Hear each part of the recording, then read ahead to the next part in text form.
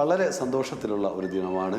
പ്രത്യേകിച്ച് ഞാൻ പറഞ്ഞല്ലോ, ഞങ്ങളെല്ലാം ആ ദുരന്തമുഖത്ത് നമുക്കൊന്നും ഇപ്പോഴും മറക്കാൻ കഴിയാത്ത ഒരുപാട് അനുഭവങ്ങളുണ്ട്. ചെറിയ കുഞ്ഞുങ്ങളുടെ കൈ ഒരു ഭാഗത്ത് നമ്മൾ കാണേണ്ടി വരിക, ആ കുഞ്ഞുങ്ങളുടെ മറ്റ് ശരീരത്തിൻ്റെ ഭാഗങ്ങൾ വേറെ ഭാഗങ്ങൾ കാണേണ്ടി വരിക നമ്മൾക്ക് തന്നെ പ്രയാസമുണ്ടാകുന്ന കാര്യമാണ്. അപ്പോൾ സ്വാഭാവികമായിട്ടും രക്ഷിതാക്കൾ, അവരുമായി ബന്ധപ്പെട്ടവർ, അവർക്ക് ഒരു കാലത്തും അതൊന്നും മറക്കാൻ കഴിയില്ല.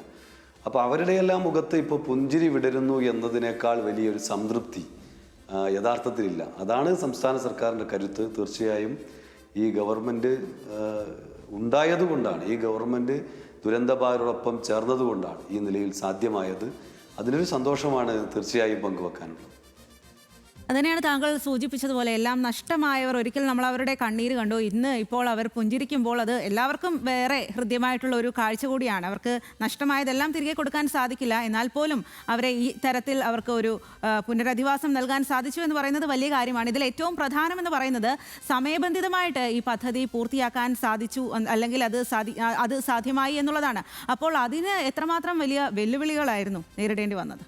അതെ, അത് വളരെ പ്രധാനപ്പെട്ടൊരു കാര്യമാണ്. ഇവിടെ സംസ്ഥാന സർക്കാർ ഈ ദുരന്തവുമായി ബന്ധപ്പെട്ടുകൊണ്ട് രക്ഷാപ്രവർത്തനവും മറ്റ് ആദ്യഘട്ടത്തിൽ നടത്തേണ്ട പ്രവർത്തനങ്ങൾ അവസാനിച്ചതിന് ശേഷം ഏറ്റവും ഗൗരവമായി പിന്നെ ആലോചിച്ചത് പെർമനൻ്റ് പുനരധിവാസം എന്നതിനെ സംബന്ധിച്ചാണ്. അങ്ങനെ ആലോചിച്ചപ്പോൾ ഗവൺമെൻറ് തന്നെ ദുരന്തബാധിതരുടെ കൂടെ അഭിപ്രായങ്ങൾ കണക്കിലെടുത്തുകൊണ്ടാണ് ഈ പുനരധിവാസത്തിൻ്റെ മറ്റ് പ്ലാനിങ്ങിലേക്ക് പോയത്. അങ്ങനെ ദുരന്തബാധിതരുടെ യോഗം വിളിച്ചു ചേർത്തു. അവരും കൂടെ പറഞ്ഞൊരു പ്രധാനപ്പെട്ട അഭിപ്രായം, അവർക്ക് ഒരുമിച്ച് ജീവിക്കണം. അവരുടെ ഒരുപാട് പേർ നഷ്ടപ്പെട്ടു പോയിട്ടുണ്ട്, അതുകൊണ്ട് ഒരുമിച്ച് ജീവിക്കണം. അങ്ങനെ ഒരുമിച്ച് ജീവിക്കാൻ കഴിയുന്ന നിലയിലേക്ക് അവർക്ക് ഒരു സ്ഥലത്ത് തന്നെ അവർക്ക് വീടും മറ്റ് സൗകര്യങ്ങളും ഒരുക്കി കൊടുക്കുക എന്നതാണ് ഗവൺമെൻറ് കണ്ടത്.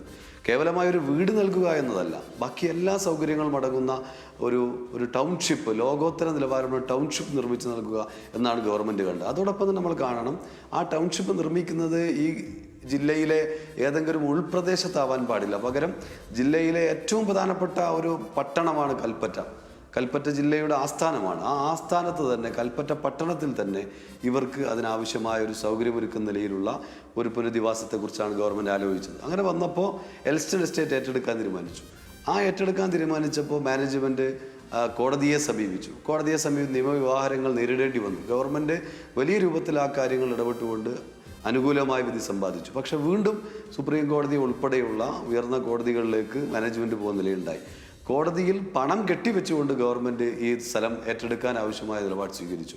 അപ്പോൾ തുടക്കം മുതൽ വന്നിട്ടുള്ള പ്രതിബന്ധങ്ങളെയെല്ലാം ആ നിലയിൽ നേരിട്ടുകൊണ്ട് സ്ഥലം ഏറ്റെടുത്ത് വളരെ പെട്ടെന്ന് തന്നെ വീടുകളുടെ നിർമ്മാണം നടക്കുന്നു. ഇതിൽ ചില ഇടങ്ങളിൽ പ്രചരിപ്പിക്കപ്പെടുന്നൊരു കാര്യമുണ്ട്, വളരെ ഗൗരവമായി നമ്മൾ കാണേണ്ട കാര്യമാണ്.